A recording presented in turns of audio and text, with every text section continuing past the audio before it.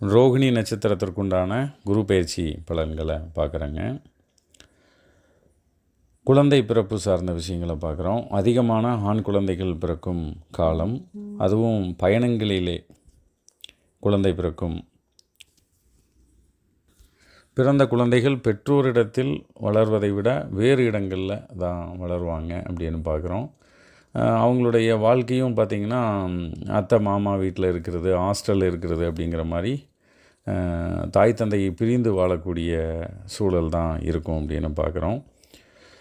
பிறக்கும் குழந்தைகள் பார்த்திங்கன்னா, அதாவது 2 வருடம் 3 வருட கேப்பில் குழந்தைகள் பிறந்தாலும் ஒரே முகச்சாயல்கள் இருக்கும், ட்வின்ஸ் மாதிரியே இருப்பாங்க அப்படிங்கிறத பார்க்குறோம்.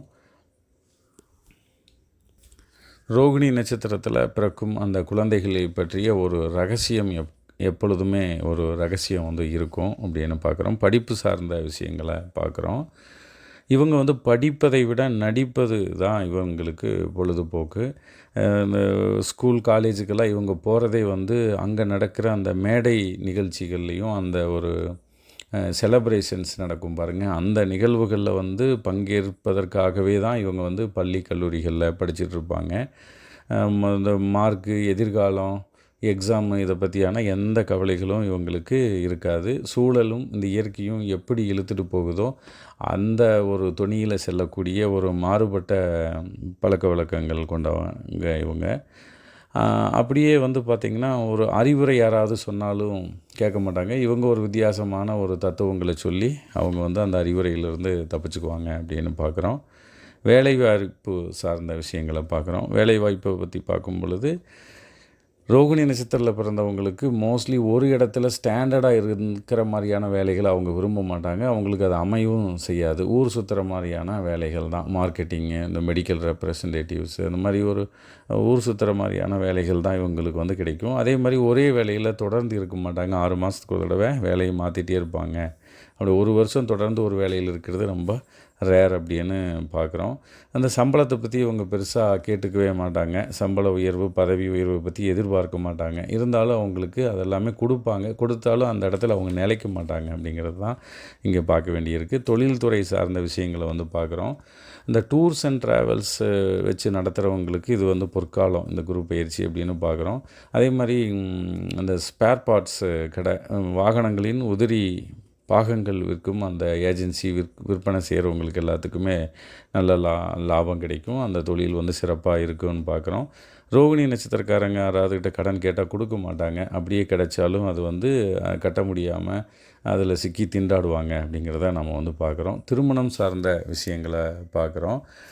90% திருமணங்கள் காதல் திருமணங்கள், விருப்ப திருமணங்கள் தான் ஆகும். இதில் அதிகமாக ஒரு 25% பார்த்திங்கன்னா பெற்றவங்களுக்கு தெரியாமல் அந்த ஓடி போய் திருமணம் பண்ணுறது, கடத்தி கொண்டு போய் திருமணம் பண்ணுறது, இந்த மாதிரியான விபரீதமான திருமணங்கள் அதிகமாக நடக்கும் காலகட்டம் இது ரோகிணி நட்சத்திரத்தில் பிறந்தவங்களுக்கு.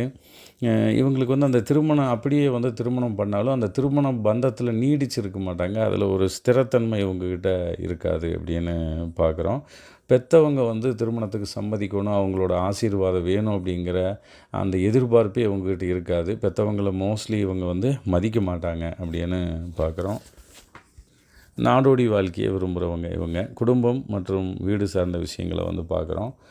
வருமானம் குறைவு அதிகம் அப்படிங்கிறது எல்லாத்தையும் தாண்டி அந்த கணத்தில் நம்ம சந்தோஷமாக இருக்கிறோமா, இப்போதைக்கு நம்மளுக்கு ஏதாவது இருக்கா அப்படிங்கிறத மட்டும்தான் பார்ப்பாங்க.